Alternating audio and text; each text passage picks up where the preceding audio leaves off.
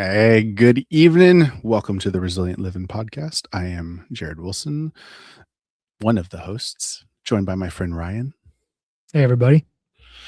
Alrighty. Well, while we wait for people to trickle on in, I had a fun product that I literally just got in. So it's like not even on my website yet. Okay, so maybe you don't have, the freeze dryer to preserve your food. Maybe you don't even have the Mylar bags and the oxygen absorbers to, make your wheat flour stay fresh longer. What you can do though is you can get raw wheat berries and you can get yourself your own grinder and grind your own. Nice. Okay, so I have a fun story with the grain grinder. Okay, so I was probably about 12 years old. We're at the local consignment shop and we see what my I don't know if it was my mom or my dad, one of them. They saw it and they're like, "Oh, cool, a sausage grinder." Like, sweet. So we get this thing, we take it home, we stick some sausage in there, and it makes a mushy, mucky mess. I mean, it was bad. I was like, "What is going on?" My dad looks at this, he's like, "Huh, that's not a sausage grinder. That's a grain grinder." I'm like, "Well, what do we do with that?" He's like, "Let's get some grain." And so we went and got wheat berries and we started making our own wheat flour and making our own, fresh bread. Dude, it was so good. Oh my gosh. I loved it. Ideally, after cleaning out the sausage pretty well. Yes, we did a thorough cleaning of Yeah. a thorough cleaning of it. Yes. But it was like, and it was like after that, I was hooked. And it was fun because like we'd get the wheat berries and you just throw them in your mouth and you start chewing on them and they turn into that gum. Like, it's wheat flavored chewing gum. It was fun. But anyway, so yes, stop by the shop and get yourself a wheat grinder and grind your own wheat. Yeah, that's the only real way that makes sense to like store wheat long term is to And that was exactly it's like I mean you can do, already milled flour, but then you have, bugs that get into it, molds and mildews that can grow in it if it's not preserved without oxygen and moisture and like there's a lot. It's like just do it as a wheat and then you can plant it if you need to and you can, eat it if you need to. It's like that makes more sense. yeah. But it's the oldest store of currency. That's where Yeah. paper notes came from Right? is wheat, storing wheat. That's right. Um, if you hold that up again, I have Yeah. always had this thought on that or like manual sausage grinders.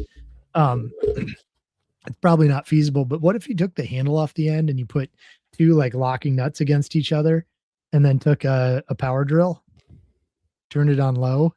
Sure, why not? I mean, yeah, why not?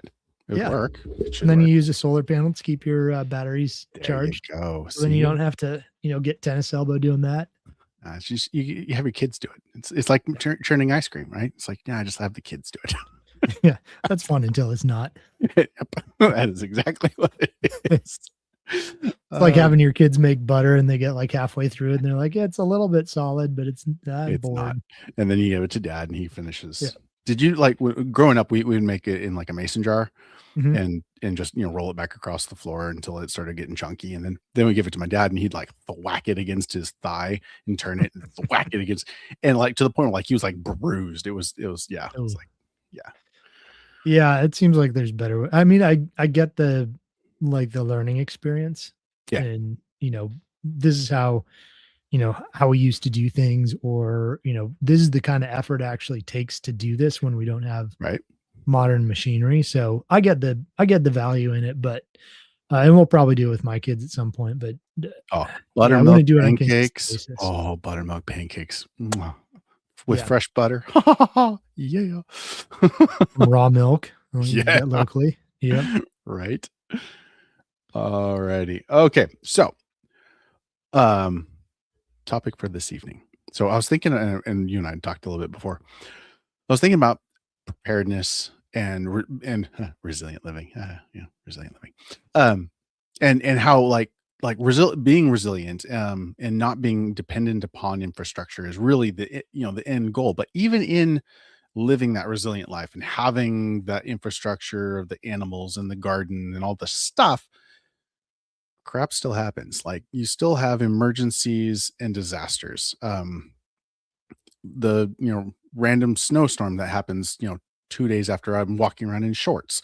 Like stuff happens, that can very easily lead to car accidents that knock out power, or that can, stuff, and we've talked about that on other ones. So I just kind of wanted to do it's like a dichotomy, but at the same time, they're they're almost dependent upon each other. Like, is like, it doesn't matter per- how resilient you are able to live your life. I'm thinking like Laura Ingalls, right? Mhm. S- Still happened, like the fire that, just about burned everything down, and then they lost everything, and like stuff still happens. So I want people to not get this false idea that, oh, all I need to do is have this, picturesque little farm and then I'm good to go. Like, well, yeah, until there's a hailstorm right before harvest, Right. then you have no food, or there's a, God forbid, a fire. Been there, done that. Um, and everything that you have accumulated is gone. Mhm. So anyway, so I just kind of wanted to go through the differences between the two mindsets, I guess. Yeah, Uh, because I think you come at it, not entirely, but a little bit more on the preparedness side than I do, yeah, which is good. Because if you don't have that preparedness mindset, you could be as self-sustaining as you want, and you could die from an infection from a hangnail because you didn't have, a couple of little simple preps that you needed, yeah, right? right. So, But then and I come conversely, at like it. I can be like totally prepared for the apocalypse, but then I'll run out of my, stores, and I have nothing because I didn't have any of the gardening and the animals and all the stuff that you do. Mhm. Yeah, and there's absolute value in both, kind of both ends of that spectrum, and meeting somewhere in the middle. Um, there's a podcast that I have a periodic spot on, and his tagline is "When times get tough, or even if they don't." Like Yeah, living that better life when times get tough, or even if they don't. So, we shouldn't be spending our credit card on our second generator. What we should be doing is, becoming more resilient in various ways. right. And part of that is financial, part of that is Mhm. it's making sure that we're ready, even if times don't get tough, even if the economy doesn't collapse, Yeah. Oh, being yeah. prepared for that too. Yeah, there isn't a downside to being, um, independent, and there isn't a downside to being prepared. There is definitely downsides to not being fiscally responsible. So, and we will have Tabitha on. Life just happened, and she got busy. But we will have Tabby on, and we'll talk about financial preparedness and how to, you know, plan for and finance a lot of what we're talking about. Because you please do not go out and spend $10,000 on, a pallet of freeze-dried food and, 10,000 rounds and an AR-15. Don't do it.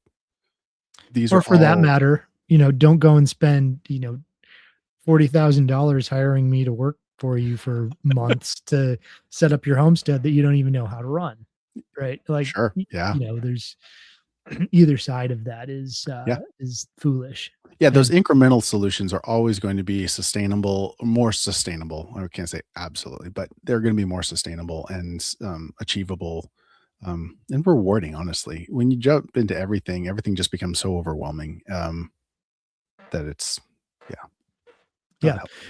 well, and keeping the concept of keeping your powder dry, Yeah, whether that's financial or whether that's, some anything else where you're ready and prepared for if in the depression there were people who would walk by a market and go, wow, that's a bushel of apples for 10 cents. I sure wish I had 10 cents. yeah, right. you know um I don't know if that's the right dollar amount, but having that set aside, whether it's what you're, something you can trade, um having food stored up so that when it's really expensive you can go into your stores a little bit, and Yeah, then if things come back you can go back into purchasing, and yeah, and or refill your stores. yeah, yeah, exactly. So yeah, I think there's a preparing for good times too is important. There's such a culmination of different things that we need to think about rather than what about this one doomsday situation, or Yes, and that how is can I get one of off the grid? the easiest, things to get hung up on, I see in the prepper community is that scenario base where it's like, "Oh, well, this is what I project is going to happen, so therefore this is what I'm gonna plan for." It's like, Mhm. I mean, yeah, but no, I mean, I wouldn't do it that way. Like Yeah. there's so many things that could go wrong. So don't, hem yourself in, I guess. So like, yeah, okay. So the core differences between the preparedness versus the self-reliance. So preparedness is, how do I survive when things go wrong, right? Whereas the self sustained living is how do I live well no matter what happens? Which has so much freedom in it. I love it. I really, really, and that's why our business is the name it is because like that's really the goal is to just be able to live life. But then like as I was talking to you about living life, and I was like, oh, but there really actually is a purpose in that preparedness mindset. As long as it's not coming from a place of fear and Mhm. anxiety, it's like, no, no, no. I'm prepared because I want to be able to help my neighbors. I want to be able to, take care of stuff when, I'm in the middle of winter and I don't have a harvest to be able to pull in. So that really kind of is the difference between in the mindset and the philosophy of preparedness versus resiliency. Yeah, and it's interesting because I guess it just comes back to that, Venn diagram of, they overlap, and how do you find that good balance between the 2 for your given situation as well? Yeah, exactly. Yeah, because okay, so preparedness is really short-term scenario based, whereas the reliant is a long-term system based thinking, which is so I don't know, with my brain at least, having systems has been so helpful because I don't have to rely on myself remembering things. If I build a system, I can just like it can be, and I can let it be, and it can take care of things. It's like, oh, this is fantastic. For like short-term scenario based, like I'm responsible for collecting all of the things and being prepared for that eventuality. Whereas the system just it's the system, like it's a garden or it's Mhm. plants and animals or whatever it is. Yeah, well, and we can talk, you can think about scenarios like, um, physical security. Yeah, Most sure, people will go through life not really ever having a major issue with physical security. true. They could probably leave their doors unlocked. They could probably be totally fine and not even lose a TV over it, right? Yeah, right. But you still should be locking your doors. You still should be having at least some type of the more layers you can put in, if you can put in a fence with a gate, it's going to keep out 99.8% of the people who would try to pull that in the first place because they can't Right. get a car up to your house, right? Yeah.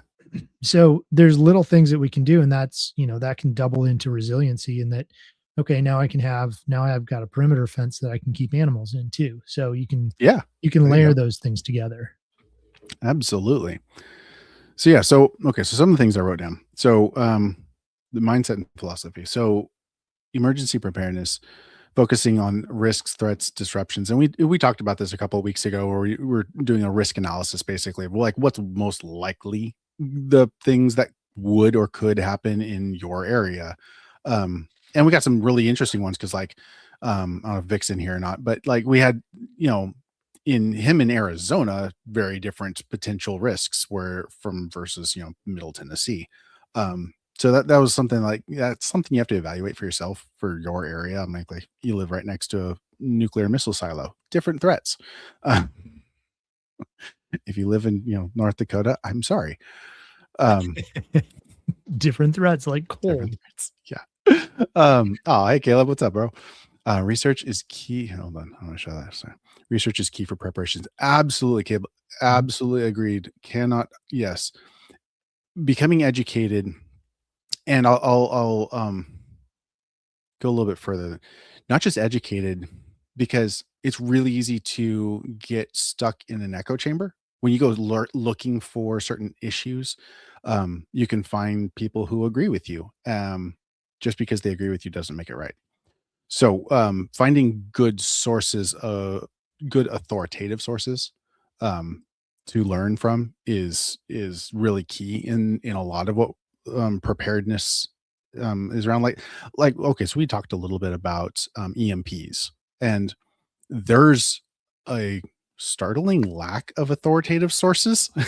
Mhm. Like a l- there's not a lot, and I guess I get it. Like it's really hard to emulate this stuff at an actual level and test things. Like I started doing the research to try to figure out because I want to test this myself. I want to see how good these Friday bags are. Yep. Um, Producing electromagnetic pulses at those types of frequencies and those types of amplitudes is really difficult. And I think I'm on a lot of watch lists because of my research. That's why you use the what is it? There's a few different uh, OSs or operating systems you can install, like Tails. Yeah, right. That yeah, then you're good. But yeah, I hear you. You got to be careful about that. Yeah, right. So preparedness, we're looking, risks and threats and disruptions. What if X happens? Whereas self-sustaining, we're focusing on stability, independence, and adaptability. And adaptability was one that I really wanted to kind of, especially with you, Ryan. Like that's something that we pride ourselves on really is our ability to adapt and overcome in different environments. Mhm. Yeah, So like, yeah, go yeah. ahead. Oh, I was just gonna say there's such a value in because we talked about troubleshooting quite a few different times Yeah, in like exactly. being able to look in your bag or look in your car or whatever. Like look at the materials you have and how do you know make what you have work.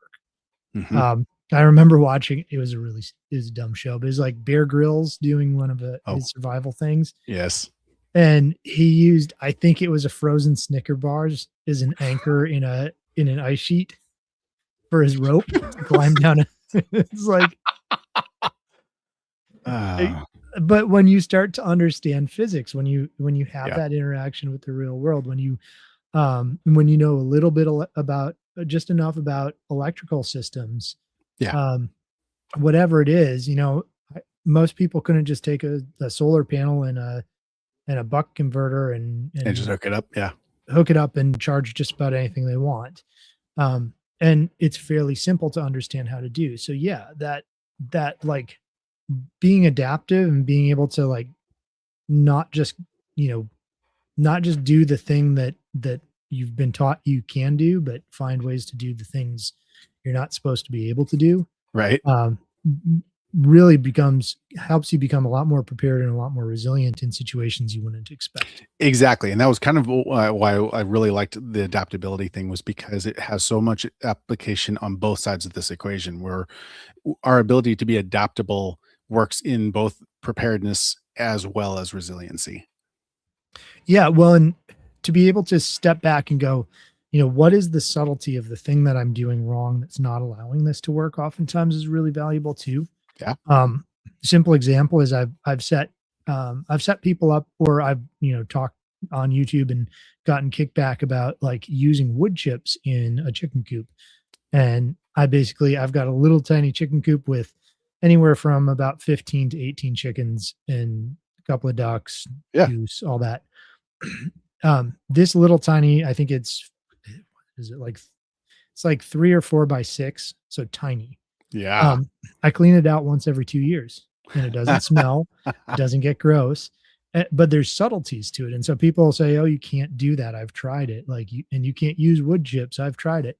It's like, well, oftentimes they're like using wood shavings, so they're not Ah, absorbent. right. They don't have end grain. So it's like these little, I know that's nuanced, right? It's inside baseball kind of, but it's an example of how being adaptable and understanding how things work rather than just trying to emulate something that you see it's important to understand the why so that you can actually, Yes, you know, apply that somewhere as it's an applied thing as opposed to a just a straight knowledge thing. absolutely. Yes, could not agree more. So self-sustained living is really looking to reduce outside dependencies. Like, how can I provide my own food, water, electricity, medical, whatever. Like any time where we have to go outside of our own properties, our own knowledge, our own stores, like that's really what we're trying to achieve is that, reducing that outside dependency. Whereas a lot of preparedness is very outside dependent. Like you got to come to Resilient Living and buy the stuff. Mhm. You got to come to the classes. You got to do the things. So it's really, there's that's where the dichotomy kind of comes in, where we have, we're trying to reduce our outside dependence on one side, but then we're kind of reliant on our outside on the other side. So good and bad, I Yeah, guess. well, you're bringing in product, right? Yes. And you're not going to make an amazing nylon strap for, I don't know, you're just not going to do that in your house, right? Right. Right. It's not a skill worth having, and Yeah. even if Oh, you I mean, like, even how if you many did, people what? can make their own, like ham radio? I'm like, I know that there's people out there and they have a bench full of transistors, resistors, capacitors, all the things. They could do it. Like I can make an op amp out of a tin can and a like. Well, yes, you can, but like I can also sell you a Baofeng for $50. Like, Right. Well, and did you buy the resistor or, yeah, yeah. No, yeah, you're making it. We're gonna wrap or the cotton around a. transistor? I mean, can you make a transistor in your garage? We're It seems we're unlikely. we're doping Um, p-in junctions. We can do it. We can. No, yeah. we can't. No, and so it really does come down to I don't know. I mean, even in reliance in this kind of more self-reliant or um, self-sustaining Yeah. system, we're trying to fold everything back in. So one Mhm. thing ties back into the other, ties back into the other, and it becomes a resilient kind of network. Yeah. But sometimes, like, I have to buy things to make my homestead be able to do that. Yes. I'm not going to go smith my own, pitchfork, No, no. right? I suppose I could grow one out of a willow or something. I don't know. I've seen people do Some that. It's kind of ironwood or cool, something. but Yeah. yeah, but the reality is I don't have the time to do that stuff and I have to pay my property taxes. And the system is not set up. It's intentionally set up so that you can't really succeed being truly Sure. self-sufficient.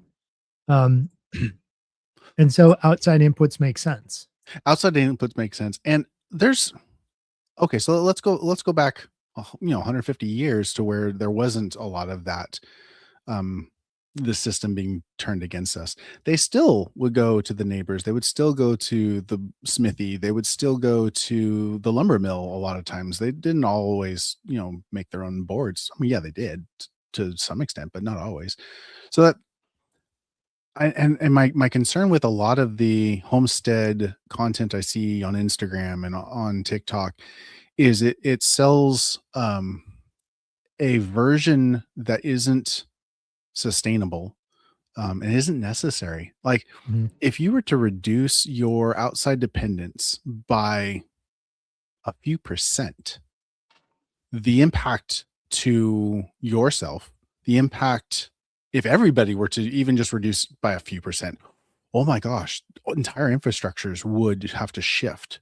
Mhm. It would be massive. And that's what I really want to kind of encourage everybody is we're not talking like sell everything, go live on 50 acres in the middle of nowhere with no power, no water, no nothing, collect all your, nuts off the, forest floor. No, it's incremental. It's just a little bit. Just think of something, one thing that you don't have to be dependent upon the outside for. Just one thing. Yeah, absolutely. And work towards it. Find things you can trade. Yeah. Start if you're the person who is buying your beef from a local rancher or a Yeah. local homestead, whatever, local farm, and you've already got that partnership set up, Hmm.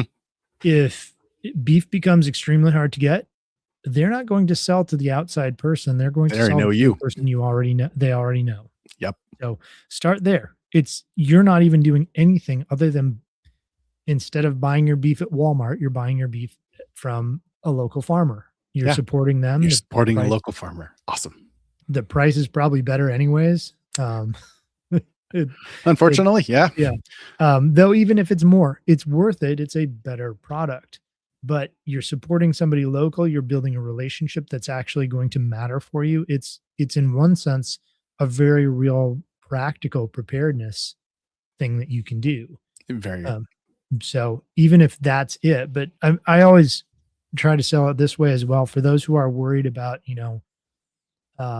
us being in a position where like the only way anybody's going to survive, at least if they live a normal life, is like government rations for a while because something goes really haywire. Yeah, right. Well, government rations are going to be what, 20-30% of your food, maybe. Maybe. If you're making 20-30% of your food, you can avoid that.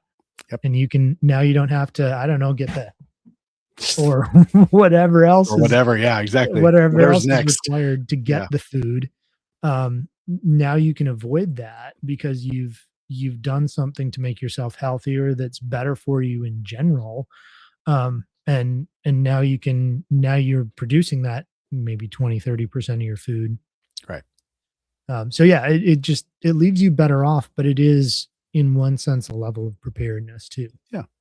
Well, and okay, so let's transition right into that's a perfect segue into so from a preparedness standpoint, I believe everybody should have just food on hand. So whether that's like a 72-hour kit, if that's 2 weeks, if that's a month, whatever, everybody should have that. Whereas from your side, you'd want everybody to what have a garden, right? Or livestock or some chicken, something, right? Well, it could be meat on the hoof, Yep. which that can be actual, It's a good sheep or storage cattle or system. something. Yeah, it's a yeah, right. It's solar powered too. Hey. Nice. um, it could be a freezer that's full of ideally meat because it's a lot more nutrient dense than and Yes. calorie dense than veggies. But that's a personal thing. Um, I just don't want to spend the kind of time and effort it takes to keep a freezer going to keep To keep 'em veggies. veggies? Yeah, Yeah. right. Sure. But yeah, I mean, a garden having chickens that can, maybe like in my case, we do give them grain or feed, Yeah. but if they had to totally fend for themselves, we've got enough space for them to do that. We'll just get less eggs. Yeah, right. So yeah, I mean, my idea is I want to have better food, but a freezer gives me the ability to have really great food and just store up a bit extra for if something goes wrong. Mhm. Absolutely. Yeah, and, like, well, that's one of the reasons, like, I really like having the freeze-dried food buckets is, like, I if something were to go wrong, but not even necessarily with me, like, if my neighbors needed something, like, maybe, Mhm. tree fell on their house and crushed their freezer and they lost all of their or maybe they're on vacation and power went out and nobody knew it and everything went rancid. I Right. have food that I can just, "Here you go. Take it." Mhm. Yeah, for So sure. having those preparedness items really is beneficial when stuff happens. Well, and even having, the stereotypical rice and beans and salt. Yep, Um, better than nothing. right. Well, even if it's you've got what you need, but all your neighbors know that you're kind of a preparedness weirdo or Yeah, whatever. right. And they come knocking when things go bad, and you're like, "Well, here's some beans and rice and salt. Right. Enjoy." Enjoy. Yes. Oh goodness. Yes. No kidding. All right. So yeah. Um. So timing was the other aspect of the preparedness versus the resilient. So like most emergencies, most disasters, you're talking hours, days, weeks? Like I mean, like hurricanes. That would be I was trying to think like what's the worst possible, duration. It would be like what we saw with the hurricane, like blocking access into some of the little hollers like up in, Tennessee and Mhm. Carolinas. Like that was bad. Um and that was like, what, a month or so they had limited access? Well, Some areas maybe a little bit more. depends, but for the most part, yeah, it was a couple of months, and some rednecks got some bulldozers or something in there. We take care of our own. We Yeah, like, we don't wait by for that, FEMA. I do not, redneck is not a disparaging word there. No. No, no. Well, dude, it's like, going through, a national or, natural disaster and having the fire and everything. FEMA rolled out. They were useless. They were Mhm. so useless. Yeah. I hated them. So anyway, so yeah, so preparedness is fairly short term, whereas, on the resilient side, and we kind of talked a little bit about this last week, generational even. Mhm. Yeah. Yeah, no, you're right, 'cause it's not just months, it's not just years. I mean, I've got to plan out, a few months ago, we started planning out the garden, where we're gonna put things, what things we're gonna grow this year, what things Right? we like, what things weren't worth it last year or didn't do well last year. Um, and that's generally about the shortest term you're gonna be thinking. Sure. Um, Sure. One grow season. yeah. Well, because the rest of the garden, like, we're building it out to be years and years, or, Right. as I'm looking at your notes and you put down generations, right? Because Hmm. ideally, we're building that soil to be handed down. It's a Yeah. gift. And so, and it can be better and better as we use it. So the time horizon is totally different. But we could have a fire come through, or we could have a tornado touchdown that damages our home, or Yeah. whatever the case might be. So yeah, that the short term, realizing that there is a value in that short time horizon and preparing for it, but also realizing that if you're prepared for that and nothing else, Yeah. you're assuming that everything's going to kind of get back to normal within a certain amount of time. Yeah. And I guess that's really, it was kind of the mindset I went into this thinking was both are useful mindsets, but neither is a complete mindset. Hmm. But it can be really easy to fixate on one or the other, and at the cost of the opposing side of the equation. So, yeah, Yeah. Well, and you know, you get into some of the preparedness groups that I would never be a part of, and there's a handful of people. I think they're a very small minority, hopefully, but they're like, well, if things go bad, I've got a lot of guns and ammo, and I'll just steal what I need. And it's like, are you going to enslave the people who know how to grow the food that you don't know how to grow? Then no. right, yeah, because Like, that's a resource that's going to run out. yeah, It's like, yeah, because you no, can steal food for a little while until you get shot, or even if you don't, like, at some point the food's going to run out, and the only people with food are those who grow it. And at that point, they're going to be wise to your scheme, and yeah, it's not going to work anymore. yeah, live by the sword, die by the sword. Yeah. But Oh fortunately, goodness, like I said, I think that's a pretty small, uh, yeah, I hope it chunk. is because I've run into it myself, and it's really disheartening. I'm like, dude, Mhm. is that really the life you want to hand down to your kids? Is that cutthroat, um, like Waterworld-esque kind of like, Yeah. no, it's Mad Max. Like, ew, no, Mhm. it's a fun movie, but reality is that's not a life I want to live. No. No, weapons should be defensive. Yeah, it's like, no, I'm going to stop a threat. I'm not going to go in and cite a, response. Like, no, that's not how. Okay. So we harped on the, time frames that those are. The next section I had was tools versus systems. Because and a perfect example, you come into my shop and it's full of tools. They're things, which are great resources to have. They aren't always necessary. They usually make they magnify or amplify your abilities. They make things easier. Absolutely awesome. There's secondary, maybe even tertiary to the knowledge and the experience. Um, but on the resilience side, it's not nearly as much about the tools, is it? No, I mean, you need the tools to build the systems, Sure. but the tools are a means to an end. Right. Yeah. Yeah, I mean, you can get some bushcraft guy who can take some flint and make himself a knife, and Sure. uh, build his way up. But we have the benefit of being able to take those tools and use them and think through, get the tools from somebody else and then think through how are we going to use them so that we don't necessarily even need them so much anymore. You know, Yeah, exactly. Yeah, having those systems in place where it becomes self-sustaining. I was thinking about like growing what do they use in Britain for their living, walls for their animals? like a hedge, like Hedgerows, yeah. elderberry, and Or hawthorn? Is it hawthorn? that's one of them. It's one. Yeah, Sometimes. it's like it's this really hard wood that's, got kind of like spikes on it basically, and like the Mhm. animals just stay away from it. And so like there's these hedgerows that have been there for hundreds of years and More, yeah. they're self-sustaining. They're just, they planted them once, 150 years ago, and they just keep weaving them together and they make these really beautiful, weaves in them, and they're really cool, but it's a system.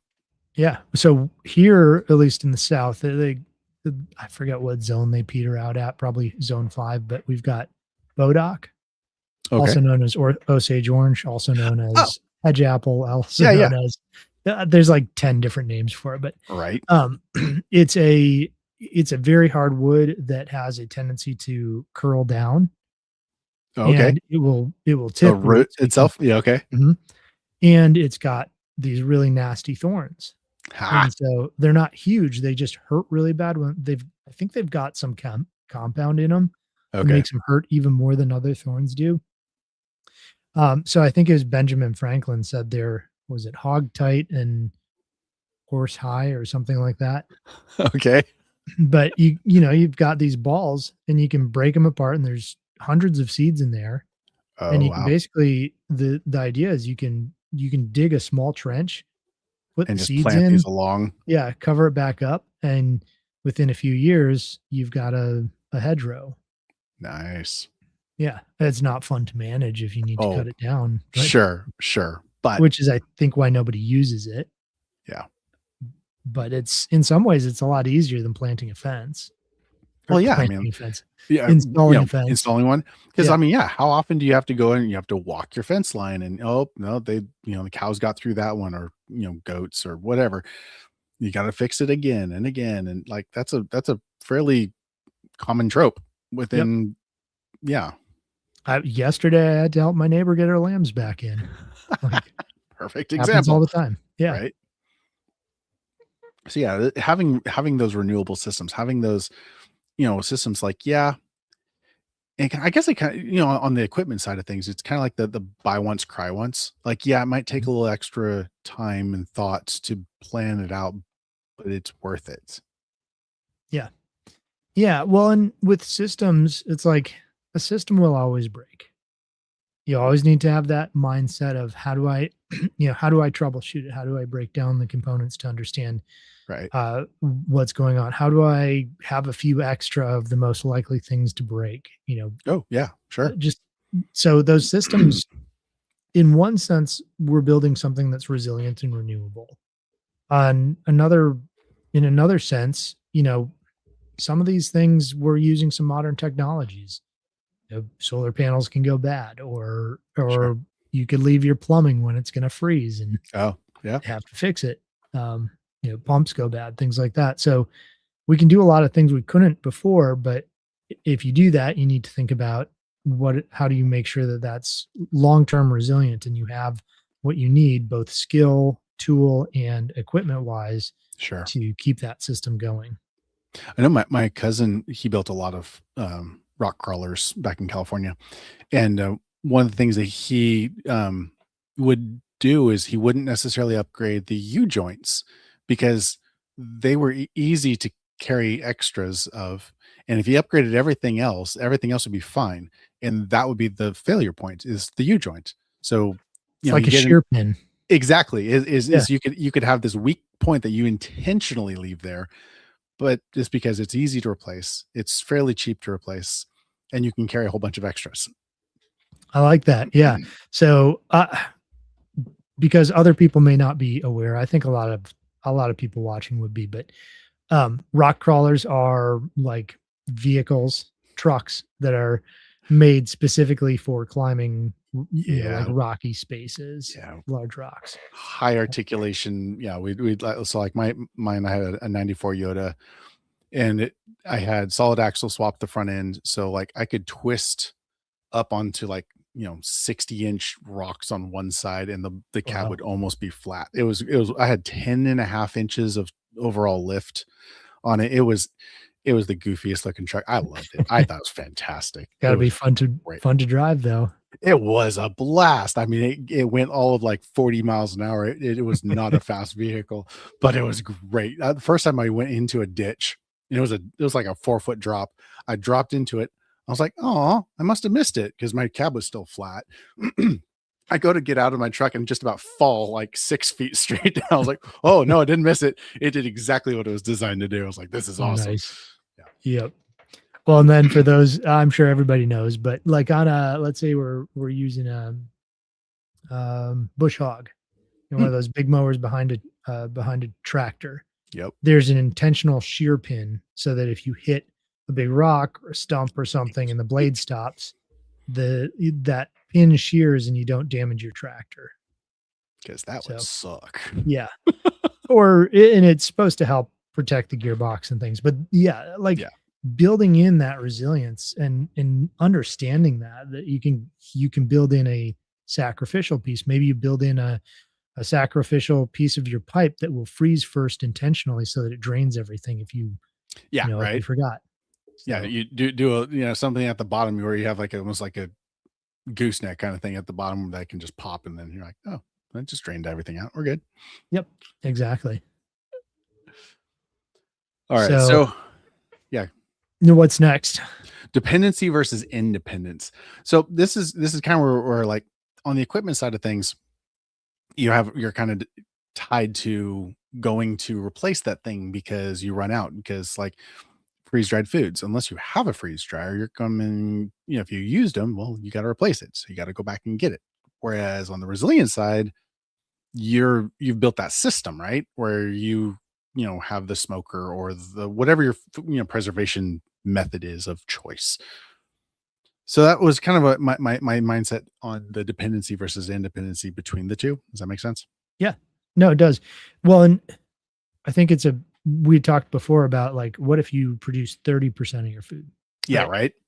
And that's great for resiliency, but it's not great for an emergency Right. unless you've stored something. So this idea of storing something when you need 100% of your food for a couple of weeks, Hmm. store something. But for the rest of the time, you're reducing what you need to you're constantly working on reducing how much reliance you have on the outside inputs. Yeah, exactly. So, Yeah, exactly. Yeah. So and so yeah, you go to the grocery store and it's the buying the extra can. Like when you're buying, your corn chowder, whatever you're buying, like instead of buying 4 cans, because you know you're gonna go through 4 cans a month, buy 5, maybe mhm. buy 6. Over time, you'll accumulate extra, then you have some stores so that in an emergency, you've got that. Um, and then on the resiliency side, having those preservation methods really important. The more I think about it, it's like, man, that really is kind of the crux. Like I can have a massive garden, but if I have no way of preserving that, I mean, whether Mhm. it's like, throwing it in the freezer, like you said, or, freeze drying it or dehydrating it or smoking it or whatever, it really does come down to that preservation, huh? Yeah, well, and canning is actually a pretty modern practice. Right? That's so freezing is the most modern probably. Well, no, okay. Freeze drying, freezing, canning. Yeah, sure. Dehydrating's been around for forever in certain ways at least. Um, but fermenting was another big one, and people Ooh, don't think about that. that's a good one. You're Yeah. right. So fermenting is like instead of canning, people would have fermented things and they'd last for a long time. Sure. Like And really sauerkraut, good for your gut biome, like mhm. really good. Yeah, like sauerkraut, you can put in basically an open vat and scrape the crap off the top when you're ready to eat it, Ew, right? Like, that's nasty. yeah, but True. it's good for you. And every single culture ever had had multiple fermented foods. Sure. And we just don't we don't do that anymore. I mean, like what? We got pickles. I mean, like if you like sauerkraut, then I guess you have sour, but like, Pickles aren't even fermented. oh yeah. Huh. I make fermented pickles and they're Yeah, yeah. amazing. But so lacto fermented pickles, you should look them up. They're pretty easy. But most pickles now are just they're water bath canned, and that's what creates the the taste and feel of a pickle. And Ah, so they're not even fermented. Um, breads would have historically, even if they're not, sourdough, they would have oh, been fermented, right? right. Because the yeast would have been something that is carried from one loaf to another Sure, intentionally. sure. So it kind of would have been a version of sourdough, and it would have always been, even if this stuff wasn't alive because you baked it, it Yeah, would have been a living enzyme that broke it down.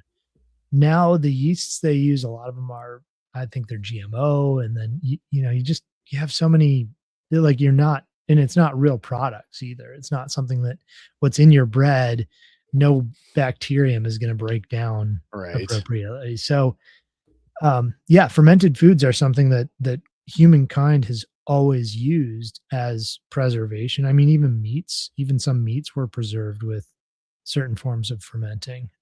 Not for as long of a time, but curing, drying, stuff right. like that. Those are all things that I think we'd be well served to learn and start bringing back. Sure. Yeah. I want to say lutefisk, I think is what it was. Mhm. Is a Norwegian. Yeah, I think it's preserve. I think it's a fish that they preserve Yep, from fermentation. it is. It's big in the Lutheran church. Oh, sure, because Lutherans are, yeah, big up there. All right. Yeah, yeah. I grew up Oh, in hey, Vic. Wisconsin, and that was a big thing. Oh, yeah, Yep. sure, that makes sense. What's up, Vic? What we got? Being on solar really makes you think of alternate food preservations. All of them, I bet. Yeah. Yeah, you have to be very judicious with your power usage. So Yep. that would make a lot of sense. Yeah, probably a freeze dryer going for like 36 hours straight is probably not great. No, you're not gonna run a freeze dryer on solar. I really don't care who you are. It's Like that's not a good not a idea. viable option, or generator for that matter.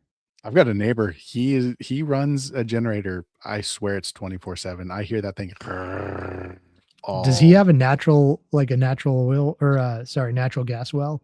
No, I watch his truck go by with a um it's got to have at least 6 gas cans across the back of it. And they go multiple times a week to the gas station, fill up, come back.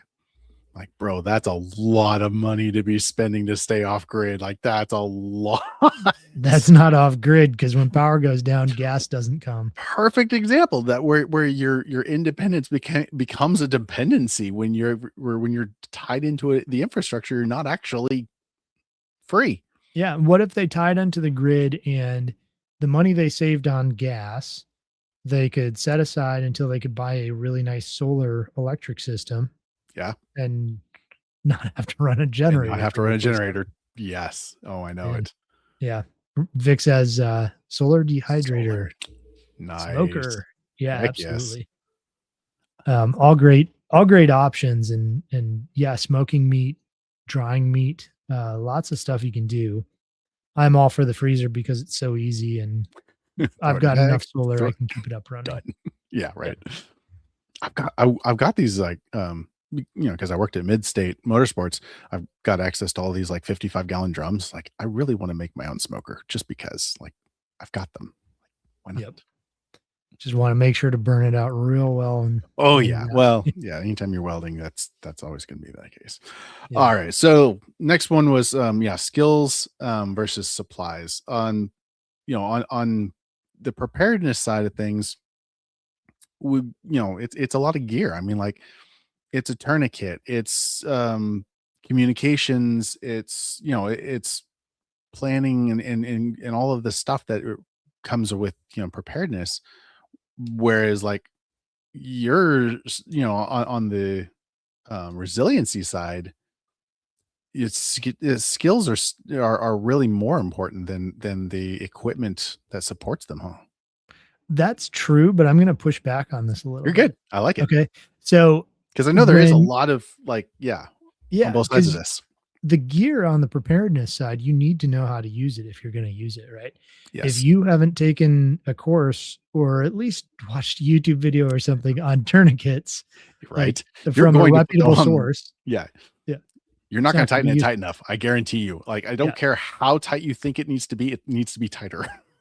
Yeah. And if you think you're just going to whip your belt off and use that as a Don't tourniquet, do that. you know, Don't do that. Please don't do. Get a real. Okay, yeah. North America Rescue. I'm telling you guys, just get a North America Rescue tourniquet. Get a legit and like you said, get trained. Mhm. There aren't a lot of good trauma based trainings. 580 Tactical. If you're in the Middle I was going Tennessee to say, area, does Silas do it? yes, he does. Okay. Go to 580tactical.com. Silas Gold's got a course. I want to say it's this next weekend.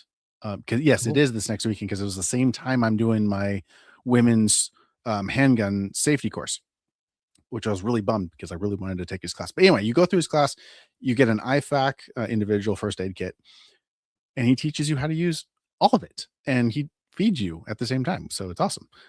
So part of the cost of the course is you get the IFAC and scenario based training on how to use it, like how to yank somebody out of a car without hurting him worse, and how to apply that tourniquet and make sure it's actually tight enough, and how to use a chest seal and all of the wonderful things. So go to 580tactical.com, follow him on Instagram, Facebook, YouTube, all the things.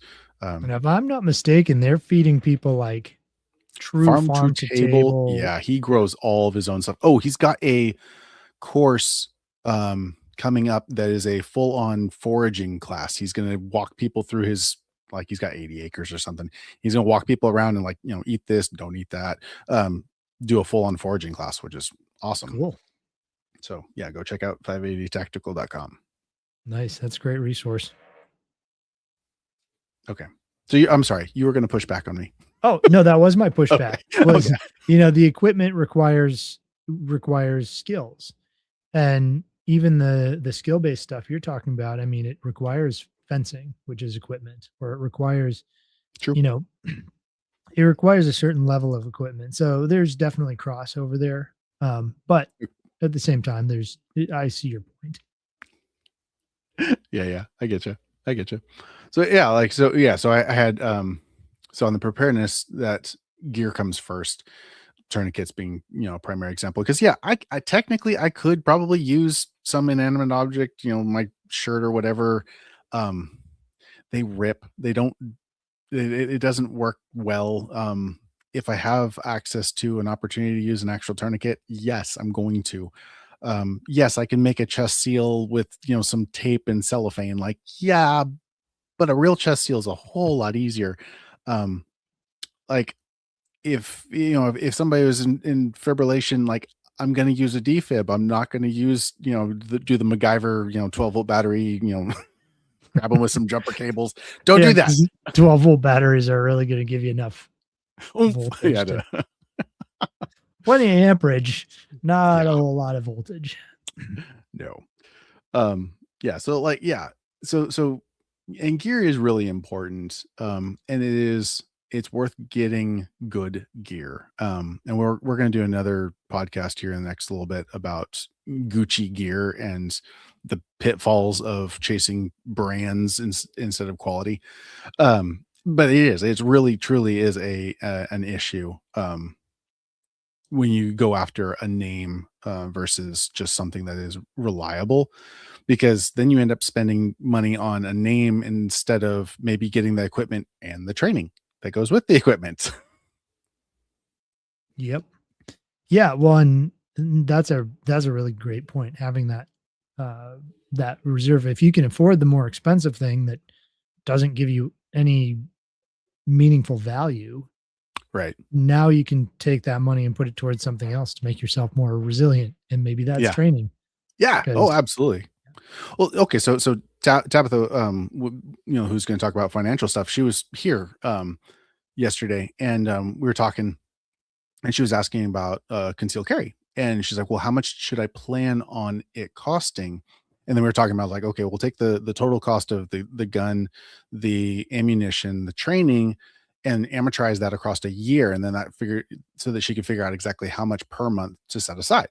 Mhm. fantastic. And that's one of the reasons, like, I was really adamant when I got my firearms license that I wanted a system that would allow me to do like, um, oh shoot, what's it called? I keep on saying layover, but that's not right.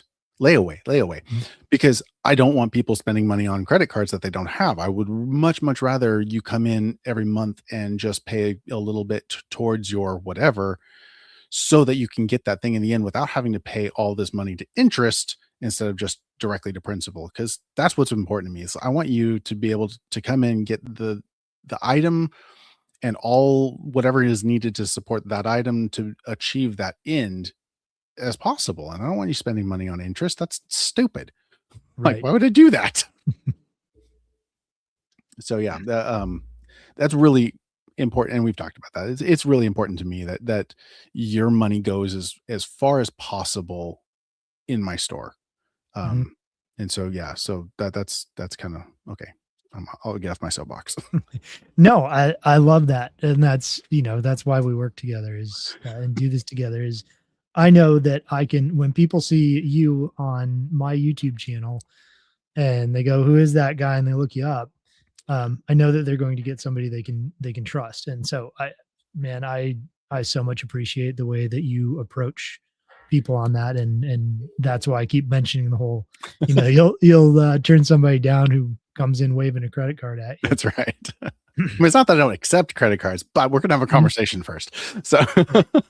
Yes, just don't put all your, don't buy $10,000 worth of food and preparedness gear on a credit card when you can't afford it. yeah, So, absolutely. Yes. yeah. Oh, what did Vic say? Thought came to mind. Hold on, I want to see this. Thought came preparedness reduces the need for resourcefulness. Resilient living makes you think about how you can solve a problem without having the foresight or luxury to prepare for it. Yeah, so that's the skill Yeah. side. And Um, that is and I think that's kind of mental preparedness it in is. that sense, I suppose. It really is. And I am happy to have those types of I love having those conversations when people come to the shop and like if they come in and they say, I want this, like, yeah, I can get it for you, whatever. Let's have a conversation. Like, what is it you're trying to achieve? Mhm. What's your goal here? Let's Yep. come up with a good solution for your goal. Maybe you even have part of your good solution. Maybe we just have to amend it a little bit. And that's where the creative problem solving comes in. It's like, hey, what do you have that's almost working? Like Yeah. let's just add something to that. Let's just tweak that just a little bit. We'll figure something out. Yeah, exactly. No, that's a great approach, and and asking the why as opposed to just, "Oh, how can I get you the thing that you're asking for?" Right. Okay, so I Um, had a guy yeah. come in and he wanted some Baofeng radios. I'm like, okay, cool. He's like, yeah, I've got some of the little ones. I'm like the UV5R. He's like, yeah, I've got. I'm like, okay, cool. He's like, my only issue is like, he's like, they're a pain to charge because you have to plug them into the cradle. Mhm. And they just don't have a very good battery life. I'm like, oh, okay, cool. I'm like, okay, well, I'll order you. I think I ordered him the 17R plus. Great radios. And then I'm like, hey, I went ahead and ordered these USB-C extended batteries for your UV5Rs. If you want them, they have USB-C integrated right into the battery and increased capacity. So your UV5Rs become more viable, useful with your new 17 pluses than they were before. And he's just like, dude, thank you. Like, yeah, sure. Yeah, I Mhm. want that. It's like, I like doing this. This is what I do. Yeah, finding solutions. Um, so I do a segment on the survival podcast, Yeah. and one of the questions that came in was from Matt Powers, who's like basically at this point the leading soil guy in the regenerative agriculture space. Right. And he was asking about, well, how do I run my water pump off of solar in case power goes out? And you're like, haha. Yeah, and I'm like, okay, let's think about this. Is that actually what you want to do? Right? Right. Because there's batteries other than lithium iron phosphate. Yeah. So, Oh yeah. and by that I mean a water battery. If you Yeah. can, well, water, Pressure is the pressure. sun's shining, or there's, well, you have grid power or whatever. Could you be pumping that up to a tank at the top of a hill, or Yes. what are maybe it makes more sense just to have a generator on hand that can run your pump. And because Sure. you're only going to be doing it for, I don't know, an hour a day while you irrigate or whatever. Or maybe it makes more sense to, if you're going to do the solar for the well pump, well, make it just a tiny bit bigger and run your freezers and lights off of it. Put it in the house instead of just running the well pump, right? So, Sure. it really smart people can miss simple things because it's not their area, it's not their thing.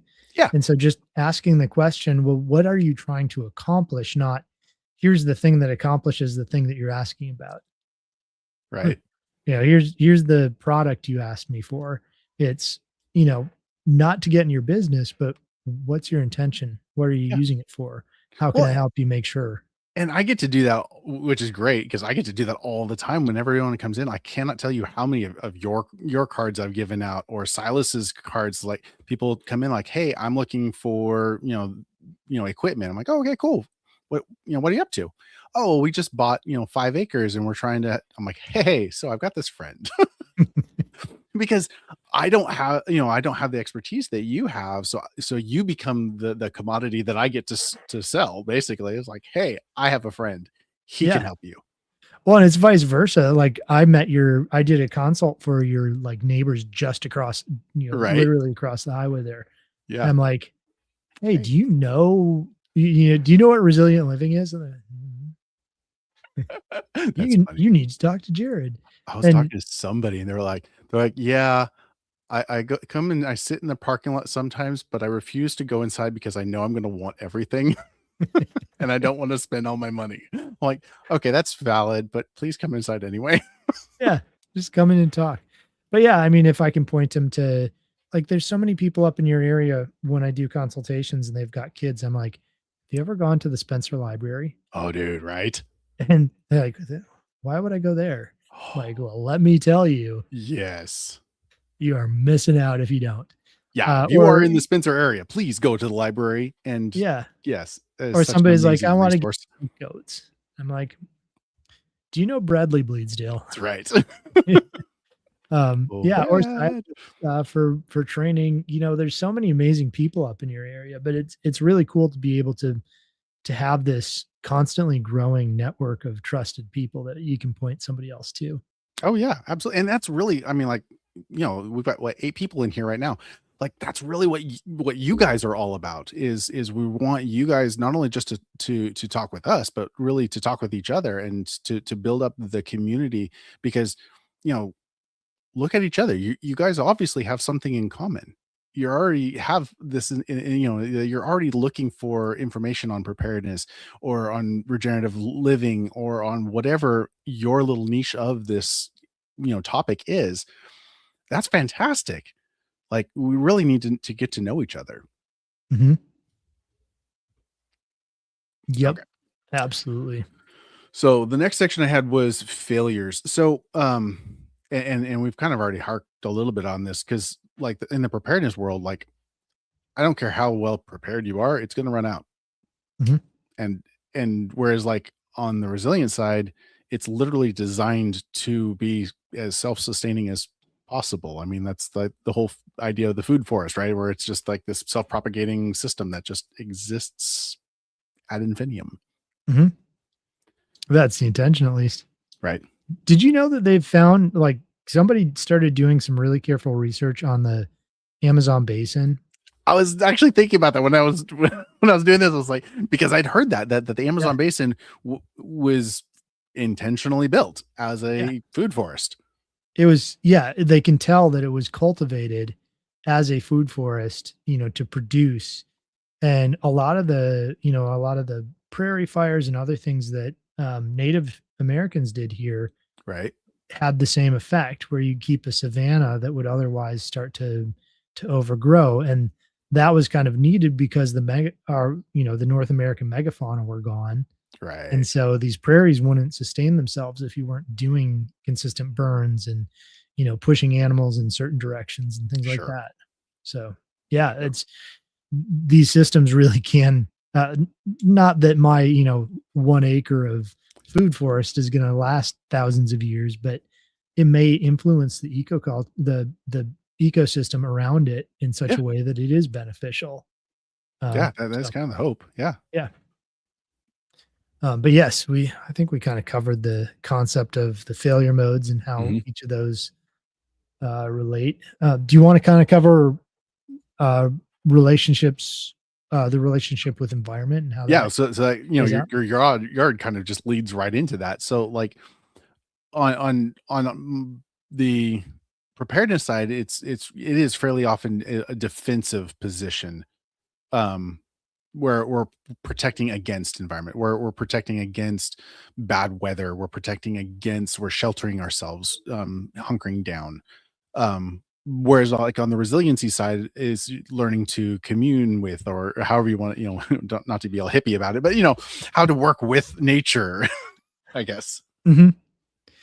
Yeah, how nature works and stepping into that cycle is, um, as God's preeminent creature Yeah. that can that has the most influence, whether good or bad, over that system. Absolutely, it's um, you know crazy if you start looking into. There's a couple of things I think are really interesting in this thought. It's just a I don't know, a thought experiment is one. Nobody will tell you this, but if you want to know what's killing off the coral reefs, go look at where the largest rivers that are connected to agriculture drain and which way the currents go. Oh no. And Oh no. you'll have your answer as to what's killing off all the coral reefs. Oh dang. And so Ouch. if I go and spray, glyphosate or 2,4-D or whatever on my Yeah, sure. property, and I don't have a good soil system, so it doesn't hold there. It washes down to the stream that's just below my house. And then that washes down to the Caney Fork River, and that washes down to Yep. to the Cumberland, and it eventually To the winds up Mississippi in and the Gulf of whatever it is now, right. and creates a 300 square mile or larger dead zone Yeah. Yeah. in It's the nasty Gulf of down there. whatever it is. And it's, like I can either do that or I can be the place in which anything that's coming across my property becomes purified, becomes clean, becomes better before it moves out to the other side. Right. And, the more each person can take care of their own property and land in such a way that it does that, you're taking waste and making it profitable. Yeah. You're reintroducing waste. Like waste should be a non-existent or as low, like there should be very low instances of the word waste in Yeah. a Sure. regenerative system. Yeah. Because anything that's a byproduct of a system really needs to be the input to another system. Exactly. Yep. And that should eventually come back around to the first system. So all right, Hopefully. soapbox Yeah. done. Well, yeah, right. That's funny. And well, okay, so and that kind of does lead right into the community role, because what you're building there by having that circle tide, and having if your neighbor does also, that builds up your soil, builds up the water, and builds up the community internally, having the resources it needs to survive. I won't say ad infinitum, but like, a lot better if there was a shortage of whatever. Most likely you'll be okay. I mean, you might not be great, but you'll be okay. Hmm. Yep. Well, and we're getting how many tons of particles from the sun every A day lot, hitting the earth too. a I whole mean, lot. yeah. I mean, it really is until Jesus returns or the sun goes supernova. Right? Um, you can actually create more and more on any given location over time. Yeah. And that's what ruminants literally are. They eat grass, which is solar powered carbon, and Yep. um, And they and they turn it concentrate in, that sucker down into yep, wonderful proteins. yep, into biological life that and organic matter that goes back into the soil and produce secondhand vegetarian food for you. That's right. Secondhand vegetarian. I love it. Oh my gosh. Yes. Yeah. And that's really the best way to look at is the community resilience. And that's like the catchphrase on our website is, like building, resilient people to build resilient communities. Because that's on the other side of it, on the preparedness side of it, a lot of the times what I see is very individualistic. It's my family, which is good. It's really important that you take care of your family. Absolutely. But when it's, at the cost of your community, it's like, well, no, that you kind of miss the point. Like, yes, you should have, you should be prepared for an emergency. Yes. But that's not Mhm. where it ends. That's a stopgap for, an oh crap. We need to live as a community that is resilient together. One of the so I'm part of the American Legion, right? And it was really funny because up in Spencer, there's a whole bunch of vets. Like there's a ton of us. And one of them's like, well, I don't want to join up with that, group because I like being alone. And Hansel Moore, our post commander, he's like, it's okay. You can come. We're all, alone. We're just doing it together. And I'm like, dude, that's kind of perfect because like, Yeah. aren't we all really just like this lone wolf individualistic kind of guy? But at the same time, it's cool to have friends. They're Yeah. also, lone wolf, individualistic, whatever, like, but it's like we really need each other. Like, I don't care how, Rambo you are. Um, you gotta have friends. Yeah, well, I mean, I think it's easy to wanna turn off the world when you're surrounded by NPCs, True. True. and the people who wanna be those lone wolves are not gonna be the NPCs. They're not gonna be the, "I support the next thing" people, No. and so, they're going to be interesting, and they're going to have different opinions and not be offended that your opinion is different than their opinion, for the most part. Um And so it's actually, yeah, I think there's a benefit in connecting with those people, and they're gonna have skills that you don't have, and you can go, I can ask you, how do I program a GPR or GMRS radio, right? And Yeah. I'm like, I don't know. I could probably figure it out. YouTube has some videos, but what Yes. if YouTube's down? How do I do it? True. Right? Yeah. I can give you a call or stop in the shop or whatever. Yeah. Um, so that's super beneficial. And the other side of it is, so Bill Mollison, the co-founder of permaculture, he said that one of the two core ethics is to provide for the well-being of you and your descendants. Mm, Like, and that sounds selfish, right? But right. it's it's selfish in a good way in that you first provide for what's around you so that others don't have to do that Yes. for you. Right. Right, and that's kinda like comes back to last week's episode about a good man leaves an inheritance for his children's children. Yes. But once you've done that, once you've part of leaving an inheritance, honestly, is social capital. Yeah. Um, I know somebody who's in the network of LFTN, so Living Free in Tennessee with Nicole Sauce, Yeah. our friend who was on, a while back. Yeah. Um, I won't provide names, but her husband was a huge part of the community. He was always giving, always there, always part of things. And he passed away from cancer a few years back. And like, if his wife ever needs anything, all she has to do is one text and she'll probably have five dudes there with all the equipment, all the tools, Sure. happy and like going, what else can we do while we're here? Yeah. Right. Because he built that social capital, and she's a sweet person too. So it's not like she wasn't involved in any way, but he was the person who was actually connecting with people and reaching out and helping in all these different circumstances. And so the community isn't just, there's a, if you want to look at it appropriately, there is kind of a selfish mode. You can approach it Yeah. selfishly and still do so in a way that benefits other people, if that Yeah. makes sense. I do. Yeah. I get that. So, not that I'm suggesting people be selfish, but No. thinking of it as just because there's a benefit to you in being a part of that group, um, doesn't mean that it truly is selfish. Right. Yeah. We can, well, honestly, like that's what the church is supposed to be. The church is Mhm. supposed to be a place where fellow believers can gather together and selflessly, offer up themselves as a living sacrifice, for the betterment of everyone. And if everyone's doing that, then everyone gets taken care of. I mean, that's Acts chapter 2. Like that's, Mhm. like they sold everything they had and gave to those who needed because, like they were in a foreign area. They had no support systems. They're like, "Hey, what are we going to do? Well, we've got some assets here. Let's sell it and take care of everybody and we'll go home. We'll be fine." Yeah. Well, and in the early church, it wasn't like, "Hey, we're gonna give it to the leaders who are gonna decide, No, put it in a bank account and no, it decide was who gets it when." direct. Yeah, Yeah, it was just, "You know what? I've got an extra car, I'll sell it and or I'll give it to you because you need it," or whatever it exactly. is, right?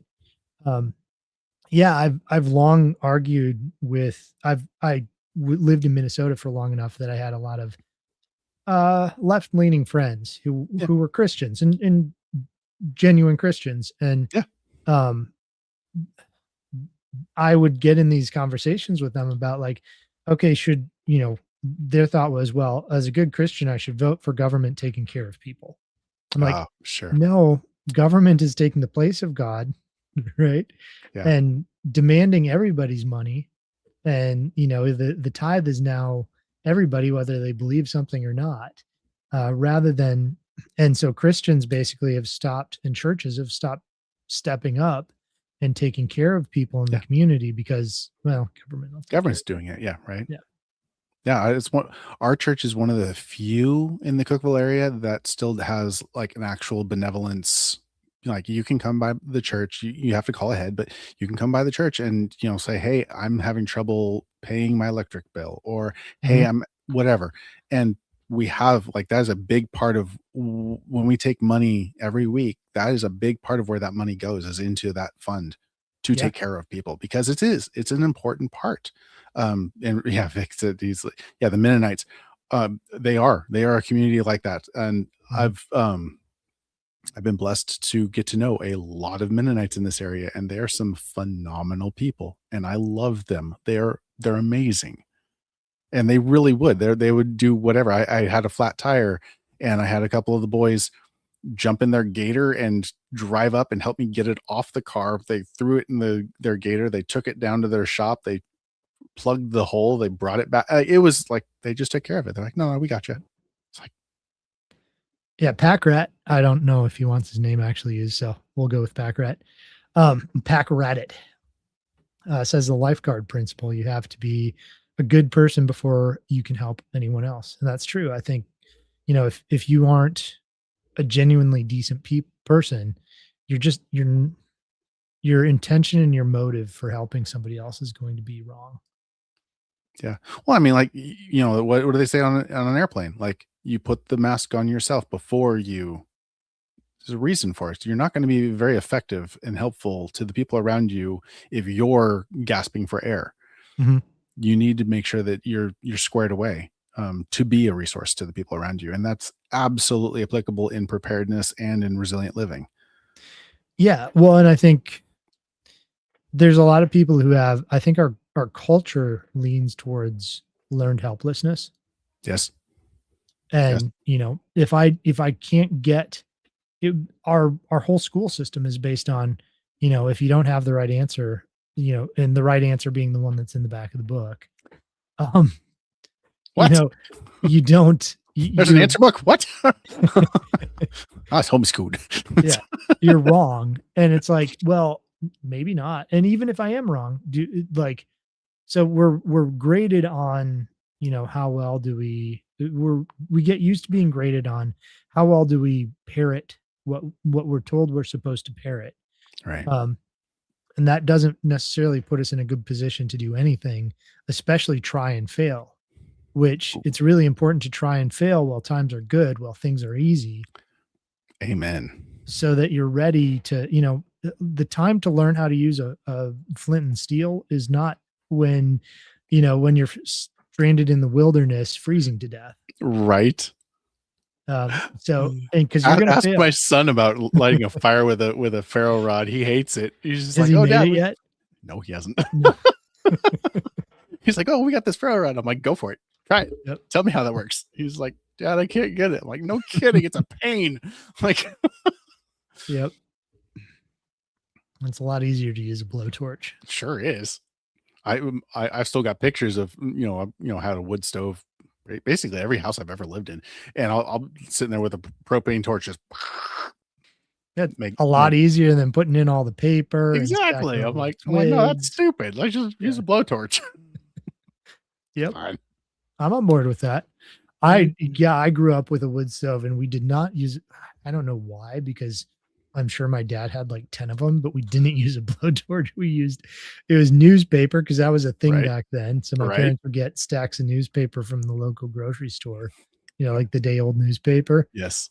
And then we do, kindling and get that going. And you put the log, you get the skinny log and you put that upright on it and Right. build it over time. What a pain. It was good education, good It was a experience. It was a good pain. I actually don't I can think of the smell of the smoke. I was just gonna say Yeah. that's like I can smell that. Yeah, my dad worked. He was an electrical contractor, and he worked for printing shops, and so he would bring home the end rolls, and so we'd have this spool of thousands of feet of paper, 3 foot wide, and so we just rip off some and throw it in there and be fine. Nice. Man, that would be awesome for, putting down as weed block in a garden, Ooh, that would like have. It cardboard. made some wonderful posters because we could make them as long as we wanted to. Nice. Make gigantic posters. It's fun. I made I put a like okay, so I used wood from the original Tonka Toy Factory from their blueprint shelves because somebody gave Yeah, me a stack of the blueprint drawers that's for the rad. Tonka Toy Factory. It's a crazy story, but anyways, I took those and some old black pipe, and I made my sister like a big long thing you can hang on the wall. Okay. Fiddling with things, um, and it holds one of those tubes of brown paper, so you can pull it down. Oh, yeah. And Okay. there's a little rip off at the bottom, but she can write things on it. So it's something, it's decorative, but Very cool. the story of the paper just reminded me of that. Yes. Heck yes. All right. Well, let's see. We're at hour 20. Yeah, Is there any of the go rest of this you more. wanted to hit up or I think so a lot of them we've covered. yeah, I'm just gonna rattle a few off, and if there's something you wanna hit on these, you're we good. can. Yeah. So you kind of mentioned cost structure, Yeah. with preparedness being a real upfront, buy it now Yep. and keep it for later, whereas resiliency being something that you invest in over time. And again, I think you can spread out preparedness, but obviously you're Mhm. going to want to have some I say level of because yeah, on the resiliency side, like you could dump a whole bunch of money, like you said, like 40 grand on you to come in and build all this stuff, but then you don't know how to run it. yeah, and that's I think shifting back towards that preparedness idea, but it's not actually preparedness either. Right. No, So, it's a false sense of security. It mhm, really is. There's entirely too many people who have, boxes and boxes of food in their garage. They're like, "Oh, I'm prepared." Like, well, I mean, yeah, but no. Like, do you know how to reconstitute that? Do you yeah, have a way? Well, like the one that you said, like the gal that had all the lamps but no oil. mhm, Like, yes, you're prepared, but not as prepared as you think you are. yeah. Or the other person I ran into, and let me state, the vast majority of people that I work with are absolutely amazing, and I run into a couple of difficult people here and there. Yeah. Um, but the other one was $30,000 worth of seeds. Oh, yes. Yeah, and I'm not joking. That was the actual dollar amount. That is insane. And like just kind of a neurotic obsession with how do I keep my seeds safe in a freezer? Like, like, have you ever planted one of those? You Do should they try even that. grow in your zone? I mean, like, Right. I Yeah. Is this for Wisconsin or is this for, Tennessee or Alabama or what is this? What kind of plants do you have? Do you have right. soil that will, yeah. Are they Anyways, useful plants? Like, y- gosh. it's just don't prepare out of fear. And the sunken cost fallacy is another major thing to avoid. Oh, yes. Very good point. Thank you for bringing that up because there is a lot of people who've spent a lot of money like, well, but I've already spent that. If they don't know what the sunken cost fallacy, basically, you've spent a whole bunch of money. So that becomes a driving force. Like, well, I've already spent the money on this. It's almost there. So I'm just going to keep on going. Um, if it's a bad idea, it's a bad idea. Doesn't matter how much you Mhm. spent on it. You need to learn to let it go. Sell it. Do something with it. Do figure something else out. But just because you've spent a bunch of money on something does not mean that you need to continue spending money on it. Exactly. Yep. Yeah, sinking more money into something that is not never going to pay for itself is a bad idea. Yup. Yup. How they fit together, I think we've crushed it I think on so. that. Um, That's practical basically been the example. entire conversation. Yep. And the entire conversation has also been kind of like practical example after Yep. practical example. So I think we've pretty much covered it. I'm pretty happy with Yeah. where we've gotten tonight. I mean, yeah, really boils down to, preparedness buys you time, resiliency buys you freedom, but you can't really have one without the other. So, but don't spend a fortune lamps but no oil without a preach. Sure will. I've heard it, It seems like there's some type of, I don't know, parable about that or something. right?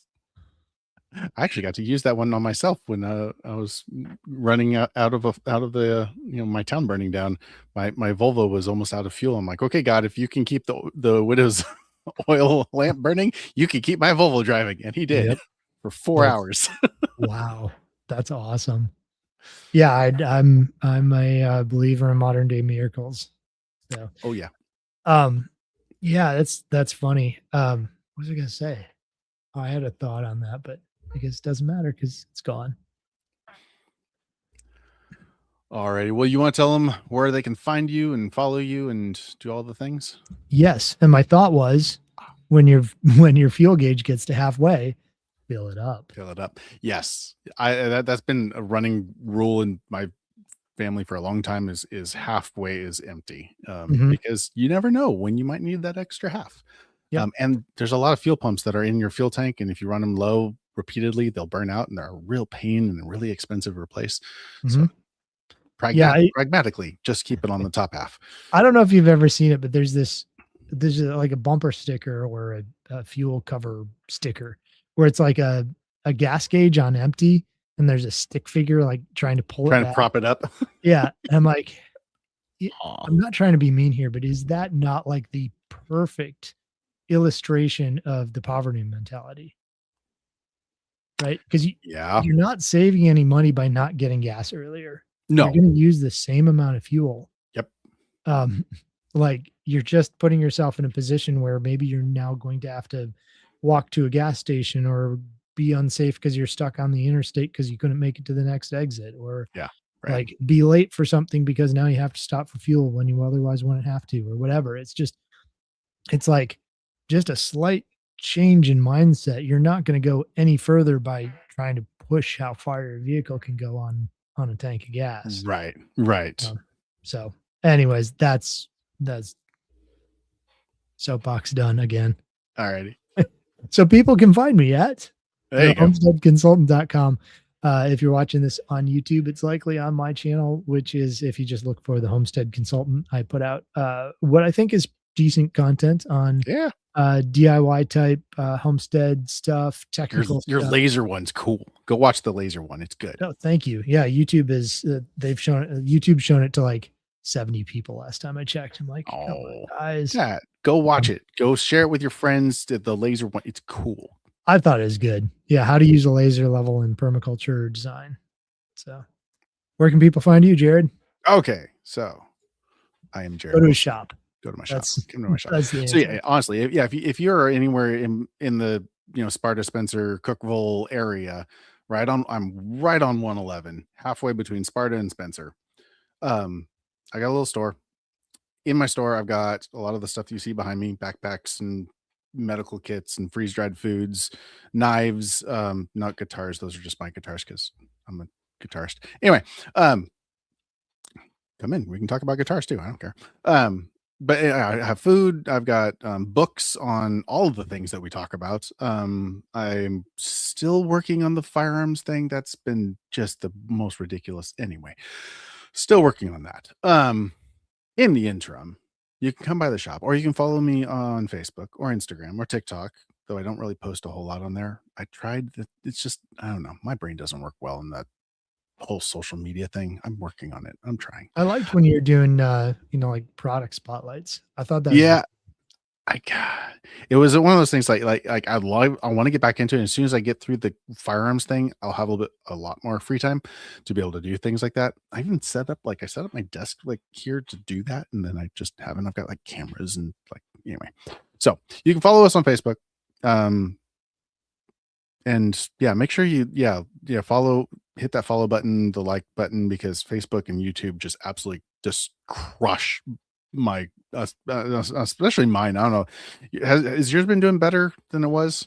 No. no, Okay. Yeah. So make no, sure you YouTube. like, share, just send to your friends, because YouTube and Facebook just absolutely hate us, and we need to spread the news because people need to learn this stuff.